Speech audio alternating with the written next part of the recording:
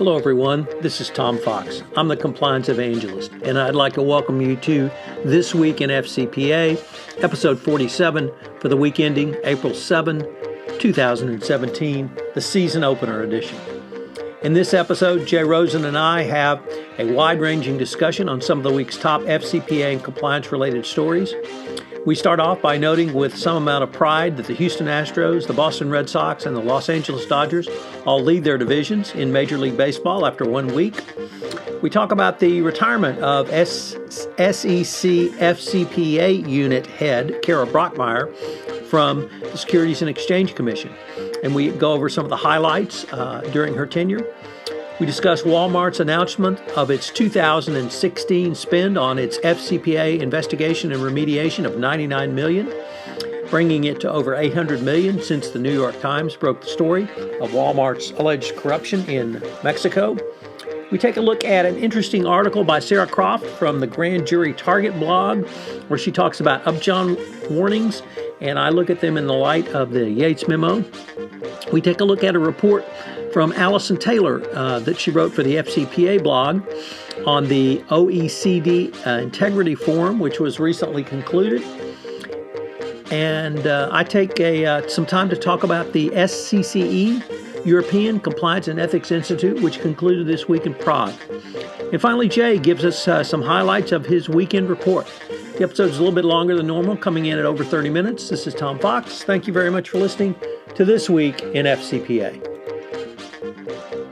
Hello, everyone. This is Tom Fox, and I'd like to welcome you to This Week in FCPA, Episode 47 for the week ending April 7th, 2017, the season opener edition. As always, I'm joined by Mr. Affiliated Monitors, or perhaps Mr. Monitors, Jay Rosen in sunny Los Angeles. Jay, welcome. Thank you, Tom. Great to be with you again, and looking forward to hearing about your adventures in Prague. So we probably should start off by noting for the record, for the first time in the history of the world ever, the Houston Astros, Boston Red Sox, and Los Angeles Dodgers all lead their divisions simultaneously. So kudos to that, although the Astros lost last night, so I couldn't say they have the best record in baseball. Well, I'm sure you'll have an opportunity to say that again during the season. Yeah, me too. So, Jay, we had really some interesting things that were reported and came out this week. We've got I don't want to say an eclectic list, but a list of things it's a little bit broader than FCPA, but it certainly all delves into compliance and ethics.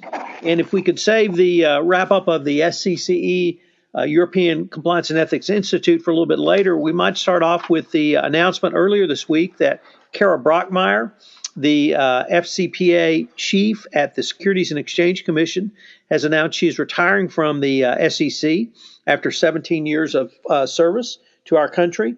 I would start off by noting she's a fellow University of Michigan law grad, so kudos and go blue to Kara for that alone. But she's been the head of the FCPA unit since 2011, and if I could just highlight some of the work that she's done since that time, or even recently. Obviously, last fall, we had the Oecd capital management case where a hedge fund paid $412 million for anti-bribery abuses. We had the largest FCPA fine in the history of the world ever, Odebrecht Braskem.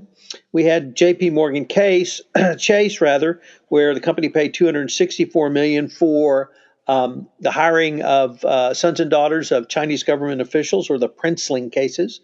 We had Anheuser-Busch InBev, which paid $6 million to settle FCPA charges that it chilled a whistleblower who reported misconduct. Also, we had Kara was, under her tenure, was the first SEC chief to have enforcements where they had non-prosecution agreements for FCPA violations given to companies, and we had deferred prosecution agreements given to individuals. I would also note in the Oecd case, they had a prosecution against the CEO and the CFO individually. So a lot of innovation by Kara Brockmeyer, really expanded and worked to aggressively and properly prosecute the FCPA. I think most of the listeners to this podcast, Jay, would know that the Department of Justice is on the criminal side of things under FCPA prosecutions, and the SEC is typically under the civil side. And they focus on the accounting provisions, which include the books and records and internal controls provision. But also, Jay, the focus of the SEC is to protect the U.S. investor so that public companies make fair and accurate disclosures. And if you think about her tenure at the commission in the context of what the SEC's role is, as once again, as opposed to the Department of Justice, which is prosecuting criminal behavior, I think that all of the cases that I articulated and then the kind of the innovations that Kara and her team brought forward are really there to protect U.S. investors and really move the ball forward for U.S. investors going forward. I don't know if you had the chance to ever meet Kara, but if you did meet her or hear her talk, do you have any thoughts on what you might have heard? Yeah, I think, as Matt spoke in his article that we're talking about, Matt Kelly and Radical Compliance, she's always been very thoughtful about what the mandate is for the SEC. And, I think what we've seen a lot of over the past few years is there's a lot more transparency out there for the FCPA practitioner. And I think she was involved heavily with contributing to that. You said 17 years. So if I do my math this morning and I've had my coffee, it looks like she got her start under the second Bush administration. So Nope. First. Nope. First one. Sorry. Okay. I guess I'm getting older than I thought. But did she have a reputation one way or another for her political leanings? So my question is this just time to do something else, or do you think this is more of the Trump administration wanting to insert their own people in?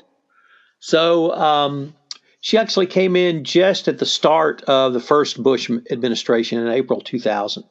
So quite a long tenure. She's been at the SEC really since the explosion of growth of FCPA prosecutions going forward. Probably it's really time to move on, and that may have been her thought process or decision making calculus may have been influenced by a new administration. They certainly may want to bring their own people in. Jay Clayton, if confirmed, may want to bring his own folks in, and that's I think appropriate for an administration to have their folks in place. And all of that may have led to her making that decision. If there had been a different administration, she might have come to another decision, but I don't know that. Nevertheless, really a tireless civil servant, Jay. And one of the things that I don't think the compliance community recognizes enough, and I don't think we've even talked about it, is really the yeoman's work that our regulators and DOJ prosecutors do in bringing transparency to that government work and FCPA prosecutions, but more than that, helping to educate us on what the government expectations are. And Kara has certainly been tireless on that. I've been on panels with her. I've moderated panels where she's spoken in depth really about SEC, the way they think through problems, the way they think through enforcement actions, the way they think through evidence that's brought in front of them, the way they think through whether a company has an effective compliance program, the way they think through their decisions regarding enforcement. I heard her speak in New York in March at the Third Party Risk Management Oversight Conference about not only the year of 2016 in review, but kind of where the commission was going forward, particularly how they were focusing on third parties, as you would expect for that conference. So Kara Brockmeyer really, to me, embodies and exemplifies the best in U.S. public servants. You can be an elected public servant, or you can be a civil servant working for an agency or commission or as a prosecutor. And she's really has shown that in her 17 years. And really brought a lot of insight to people like you and me that we can help perhaps our clients with going forward. So just a huge kudos and shout out to Kara Brockmeyer for her tenure. I think it's been really a big, she's been there through the entire growth of FCPA enforcement for the FCPA, and she's been one of the people that's really led exactly what you said, Jay, to help focus on the mandate and move forward the mandate of the Securities and Exchange Commission and bring transparency to FCPA investigations and prosecutions from the SEC.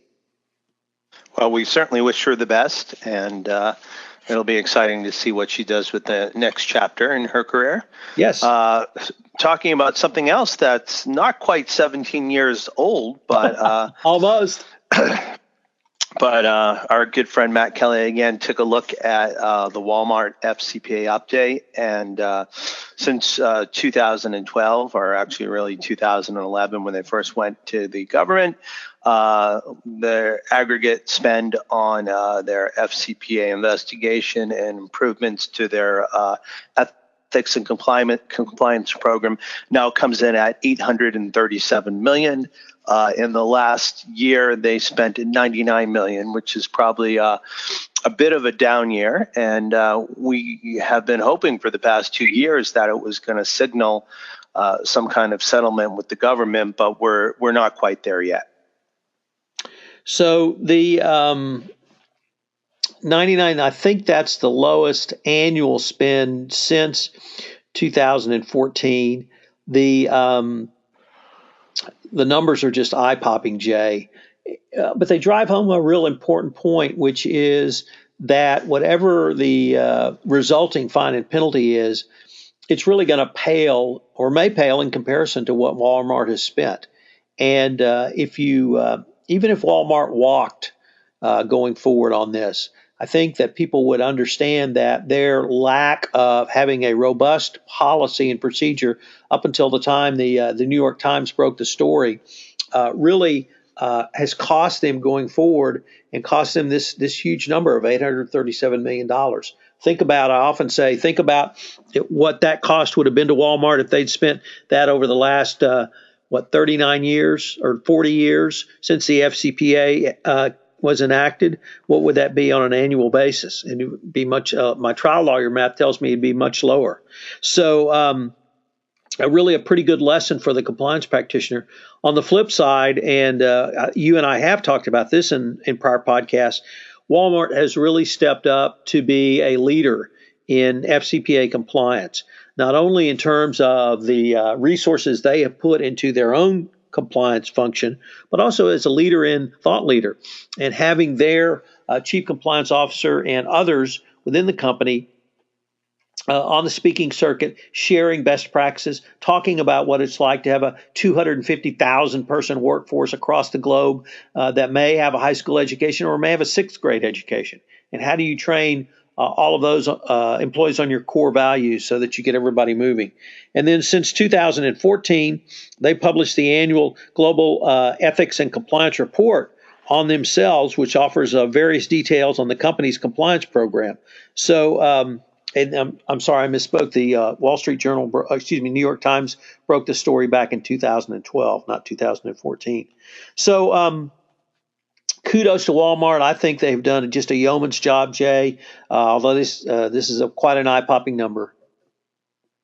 I agree. And, as we keep talking about the calculus of these things, it'll be interesting to see under the Sessions administration what this type of resolution will look like. I'm sure that the company is eager to get closure on this matter. So, let's take a look forward into Q3 and Q4, and hopefully we'll see some resolution on this towards the end of the year. We've got another article that you wanted to highlight about Upjohn Warnings. Right. So why don't we do that, and then we'll go into, I guess, what we learned at the European Compliance and Ethics Institute. All right. So for those who may not know, Upjohn Warnings are given in a context of a corporate investigation. They're given by corporate counsel, which they're provided to those that are being interviewed. And basically, an Upjohn warning is a set of statements made by the lawyer for the company at the start of an interview with an employee. The purpose is to inform the employee about the company lawyer's role and the privileged nature of the conversation. It's to ensure that employees understand who the lawyer is, who the lawyer represents, and most importantly, who the lawyer does not represent. And I should have started off, Jay, by saying that this discussion came from an article by our friend Sarah Croft at Grand Jury Target. It's a great blog. She doesn't post enough blogs. I continually rag on her to write more because her stuff is just excellent. But she writes about white-collar crime issues. Not all of them are FCPA, but they all are related to issues that touch FCPA investigations and prosecutions. And this particular blog post, which we'll link to in the show notes, is entitled Upjohn Warnings from Both Sides of the Table. And she writes about Upjohn Warnings in the context of being the lawyer for the employee who's sitting in the interview, the lawyer for the company who's sitting in the interview, and some of the questions that the lawyer might have. So there are four general parts to the Upjohn warning, which generally go along the lines of the following.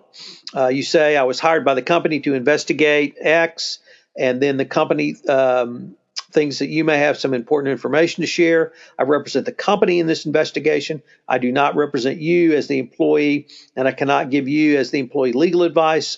The interview is protected by the attorney-client privilege.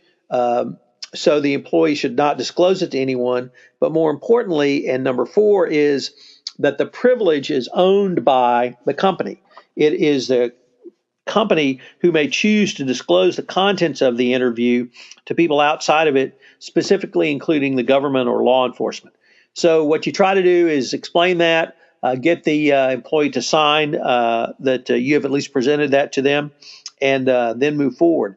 What Sarah poses is an interesting question about if you give these warnings and if the company is going to turn over that information to the government, does that then make the case that if an employee does not fully cooperate in the interview, that employee is engaged in a federal obstruction of justice charge? And she cites the case of Computer Associates. I have to disagree with her citation for that reason, but she does raise an interesting point. We have one FCPA case where the government, the CCI case, where the government sued actually brought criminal charges for one employee who destroyed evidence on the way to her investigation. That charge was later dropped. But it raises an interesting point that I have wondered about, which is particularly after the Yates Memo, Jay, where companies are mandated to turn over as quickly as possible the results of investigations to the government. If you're going to turn over the results of the investigation to the government, should there be additional criminal procedure protections for the employee? So, for instance, should a Miranda warning be given? Not the Upjohn warning, but if an employee says something and they either lie or don't give full information, and that's a basis of an obstruction of justice charge, should they have been Mirandaized? Unfortunately, I don't pretend to know the answer to that, but her post is very interesting and raises some good questions. And hopefully I'm going to be able to get her on a podcast somewhere down the road to really flesh these out. But check out Grand Jury Target blog. That's the name of it. Sarah Croft, a white-collar practitioner from in Washington, D.C. She has some good stuff. And then before we get to Prague, I wanted to highlight another conference which our colleague Allison Taylor at BSR attended and wrote about, which was the OECD 2017 Global Anti-Corruption Integrity Forum I think it was held in Paris. And it was a great post by Allison on the FCPA blog, and once again, we'll link to it in the show notes. She is a director of advisory services at BSR, a nonprofit consultancy which focuses on sustainability and CSR. And she wrote about how companies are beginning to utilize integrity beyond, she said, ethics beyond compliance. I would call it integrity beyond compliance. So some of the key points she raised were, number one, exactly that companies are building compliance programs not just to follow the law, but to really foster their overall value of integrity, that by burning or operationalizing compliance, you make employees ethical and integrity champions, that by talking about integrity, and this helps to move the corruption debate simply beyond bribery. And she specifically pointed to tax avoidance and financial transparency as major concerns for civil society and shareholder activists. She highlighted the now one-year anniversary of the Panama Papers and the emergence of what she characterized as due diligence 2.0, which really moves beyond the paper program that some commentators still think you should have.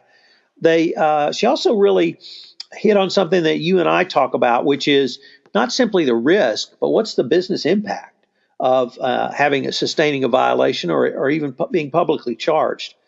So it's a really interesting post. Hopefully I'm going to be able to get Allison on for a podcast that we can more fully talk about that. So with that, Jay, should we move to the SCCE 2017 Compliance and Ethics Institute Europe? I'm definitely eager to hear about it. I followed as much as I could on Twitter and on LinkedIn, but it seems like there was a lot that happened, so I'd be anxious to get your bird's eye view. So first of all, the thing that immediately jumps out at you, Jay, is the size. 250 people in a fairly confined area, 3 meeting rooms. Anyone who's been to an SCCE, Compliance and Ethics Institute in America, understands that's very different.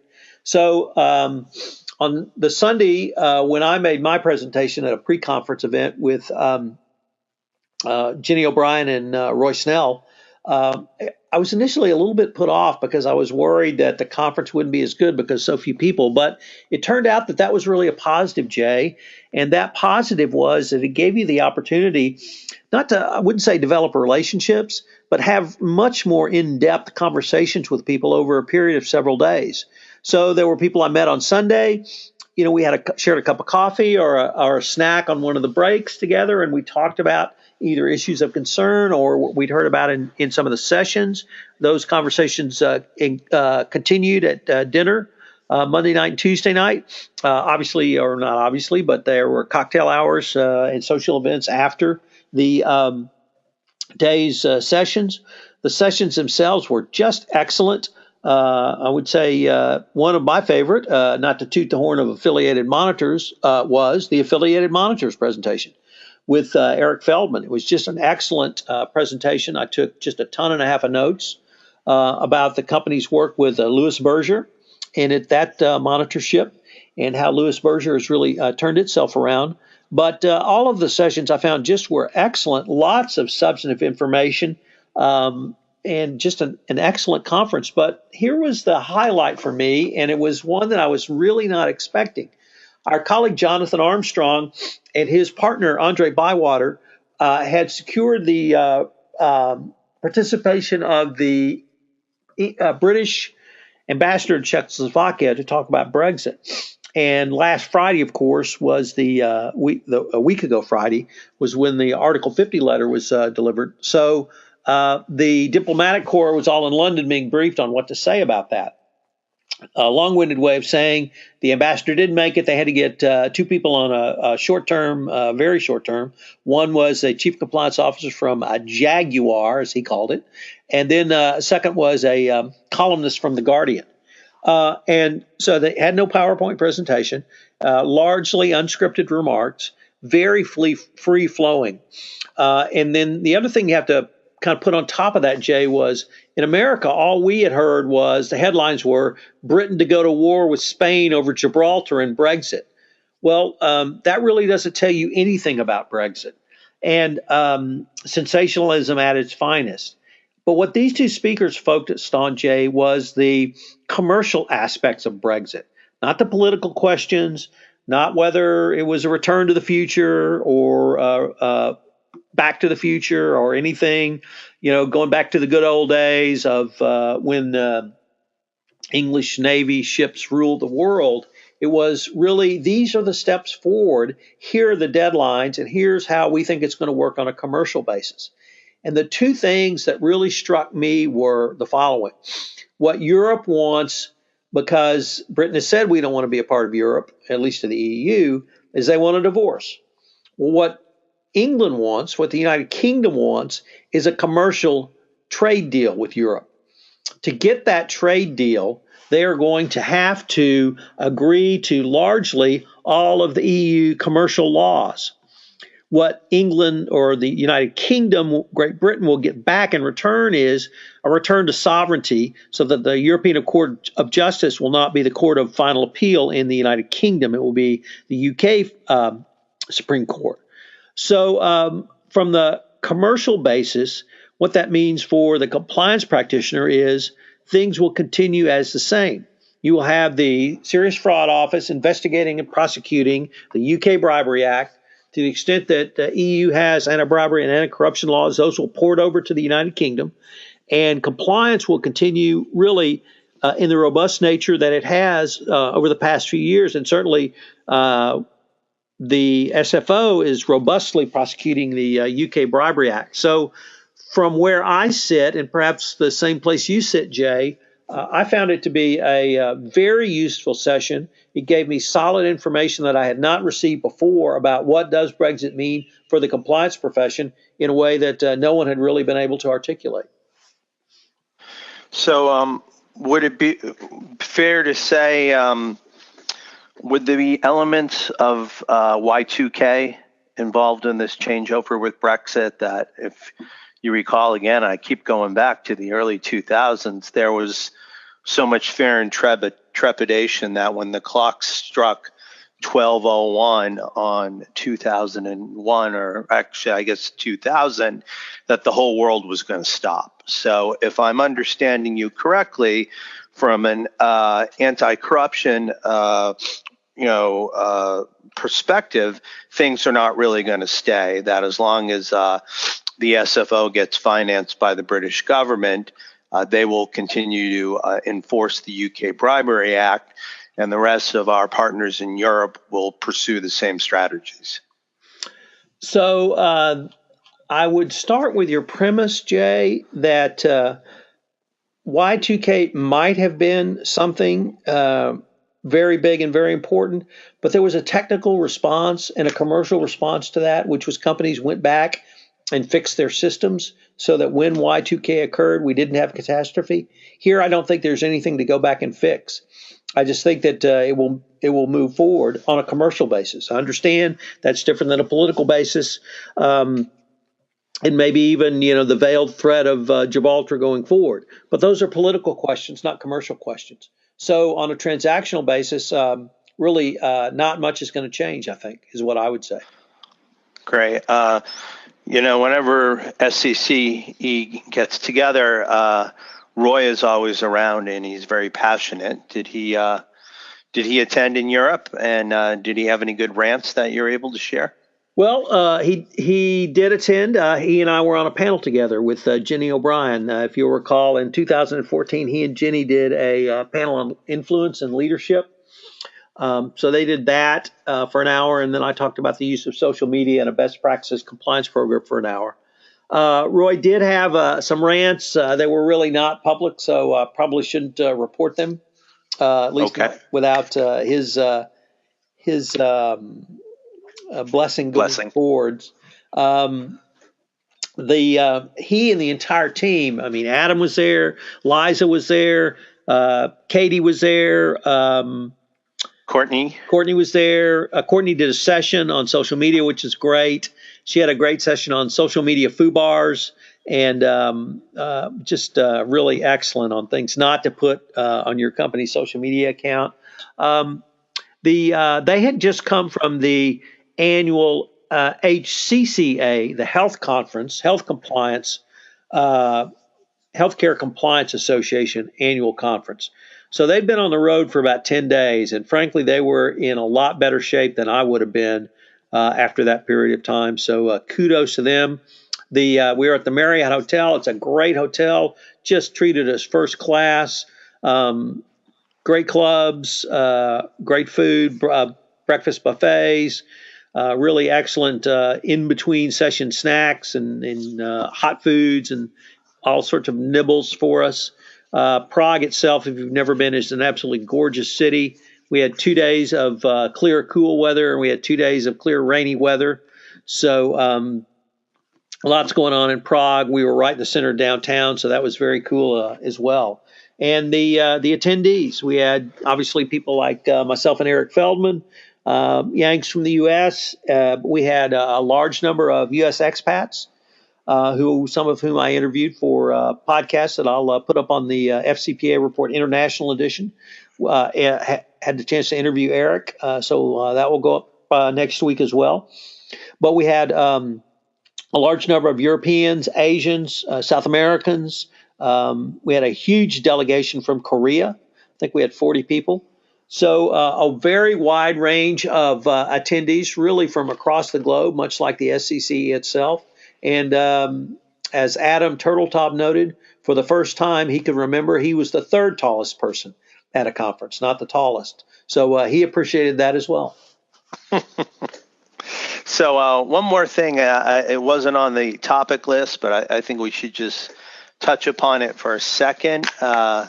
Big news out of Big D that Tony Romo is retiring. And I think even bigger news is that he's going to be the lead analyst on CBS. He'll be replacing Phil Simms. So any thoughts on that from the state of Texas?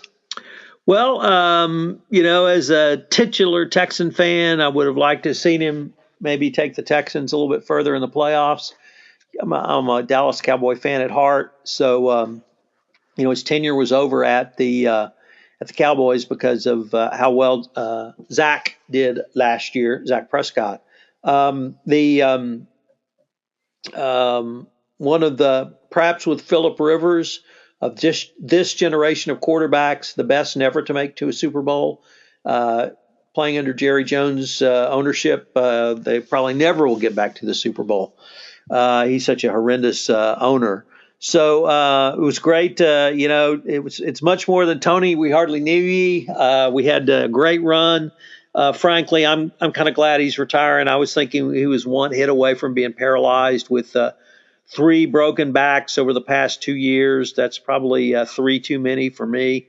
So, but think about what he's stepping into. He is stepping not into a sportscaster role, which many ex-professional athletes do, but as the lead analyst on CBS. So whatever you think of Phil Simms, Phil's a pretty good analyst. And I don't know how Phil's feeling these days, but that's a pretty big bump in the I cannot think of any other professional athlete or coach who went into announcing they got the lead role on the game. They usually either rotate to the pregame show or they learn their chops in either college or off the top games, not the top game each week on CBS or Fox, CBS, NBC, or Fox. And so he's in for quite a challenge. And he obviously has shown his commitment to the game, and I'm sure he'll bring the same commitment to his sportscaster role. But as naked as you are as the quarterback, everybody sees what you do. Well, everybody's going to hear what he does as the announcer. And if he has trouble or he flames out or he's not up to being a number one, it's going to be very apparent very quick. So high risk, as John McCain was told about his pick of Sarah Palin, high risk, high reward. So I'm hoping that Brother Romo gets a high reward. Certainly wish him the best. He's been a great quarterback for the Dallas Cowboys, and thanks for the memories, Tony Romo. Yeah, I think he picked the right time to go. And one of the pundits, I don't know if it was Dan Patrick, maybe in his show, was saying that Jerry Jones is stacking all the networks with ex-Cowboys. You got Troy Aikman, the number one analyst on Fox. You got Romo now on CBS. You've got other Cowboys sprinkled throughout organizations, whether it's ESPN or NBC. So it looks like that Jerry's big thing was not trying to trade Romo, but trying to position him to get some more media coverage for the Cowboys. Yeah, he's really struggled with that over the years, and so I can certainly see why he would want to do that. All right, so we're wrapping up. You're going to give us a hint of the Jay Rosen weekend report? Oh, I would love to. And I want to thank everybody for reading last week's interview where Millie and Michaela asked their dad about what he does. We got a lot of good response to that, so thanks, everyone. This one is something that I think you'll like, Tom. Tom is a big fan of classic rock and roll, and they just announced that they're having these classic concerts, one on the West Coast at Dodger Stadium and one in New York City at Citi Field. And the groups that are going to be on the 2-day event are the Eagles, Fleetwood Mac, Steely Dan, Journey, the Doobie Brothers, and Earth, Wind, and Fire. So I'm going to take a look at ethics and compliance lessons that can be drawn from both the titles of the albums from some of these bands and also some of the individual songs. And I think, Tom, although this isn't Vegas, I think this would be a great opportunity for you and Michelle to listen to some classic rock and roll and do a little retail therapy here in Los Angeles. So the dates are Saturday, July 15th and Sunday the 16th. But should you prefer to go to the East Coast, it's Saturday the 29th and Sunday the 30th. You know, that's a kind offer, but as I told my wife when she made me that offer, my days of outdoor 2-day festivals have long since passed. So I'm going to take a pass on this one. Okay. There was a time, but that time's long gone. All right. I guess Rebecca and I will just have to figure out another way to get you two out to LA. So you want to take us home, Jay? Yeah. So both for Tom Fox and myself, Jay Rosen, we'd like to thank you all for joining us and looking at the week in FCPA that was ending April 7th, 2017. Thanks for joining us and have a wonderful weekend. Hello, everyone. This is Tom Fox again, and I'd like to thank you for listening to this episode of the FCPA Compliance Report. If you have listened to this podcast on iTunes, we would greatly appreciate it if you would rate us, as it would help our rankings and help get the word out about the only weekly podcast that wraps up each week's events in compliance. Also, if you have any questions you'd like to submit to Jay and myself, you can email us at tfox@tfoxlaw.com for myself, and Jay, that's Jay, the letter Rosen, at affiliatedmonitors.com. This is Tom Fox. Thank you very much for listening to This Week in FCPA, and I hope you'll join us next week for a wrap-up of the week's events.